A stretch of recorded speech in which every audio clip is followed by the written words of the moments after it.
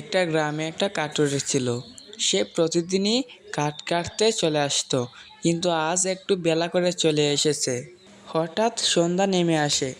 হ্যাঁ প্রভু, হঠাৎ করে সন্ধ্যা নেমে আসছে কেন? এখন কিভাবে বাসায় যাব প্রভু?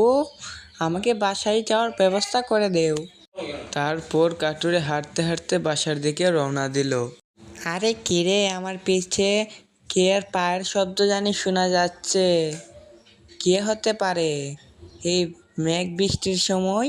তারপর কাঠুরে যা বলে, আরে কে তুমি আমার পিছে পিছে হাঁটছো? তোমাকে তো দেখতে পাচ্ছি না, তুমি কোথায়? সামনে আসো, তোমাকে দেখি তুমি কে। আরে ওকে তো কোনোভাবেই দেখা যাচ্ছে না। আমি বাড়ির দিকে রওনা দিই বাবা। হঠাৎ করে অত ভয়ানক আওয়াজ কোথা থেকে আসছে? ওরে বাবা রে, আমি হয়তো আজকে বাড়িতে ফিরতে পারবো।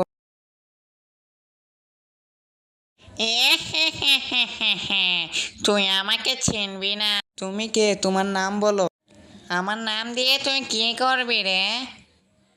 এত রাতে তুই জঙ্গলে কি করছিস? হঠাৎ করে আরিফ খুব ভয় পেয়ে যায়। তারপরে মনে মনে ভাবে, হাই রে, গ্রামের মানুষ ঠিকই বলে, পিছন থেকে কেউ ডাকলে তাকাতে নেয়। তারপর আরিফ একটু শান্ত গলায় ভেবে বলে, কে তুমি? আমার পিস ধরছো কেন? তোমার নাম বলো, তোমাকে তো আমি চিনলাম না। বলো তুমি কে? তুমি কে আমাকে বলো। এই কথা বলার পর আরিফ আবার বাসার দিকে রওনা দিল।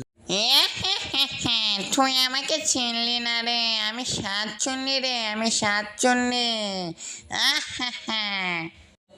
এরে গেল রে, এ তো সাতচুন্নি। বাবা, আমি কি করে বাঁচবো রে?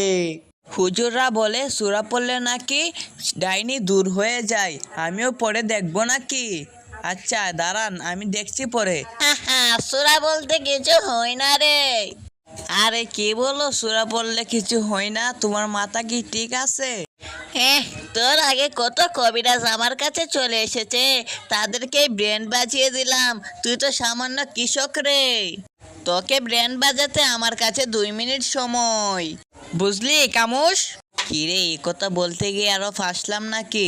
বাবা রে, বাঘে রে, আমার জান নিয়ে পালাই। কি রে, পালিয়ে কোথায় যাচ্ছিস? পালিয়ে বাঁচতে পারবি না, আমি তোর পিছু পিছু আসছি। তোর গার মটকিয়ে খাবো আমি। হরে কৃষ্ণ হরে রাম, ডাইনির ফুটকে উদাম। হরে কৃষ্ণ হরে রাম, ডাইনির ফুটকে উদাম। গিন্নি চালু, দরজা খুলো গিন্নি।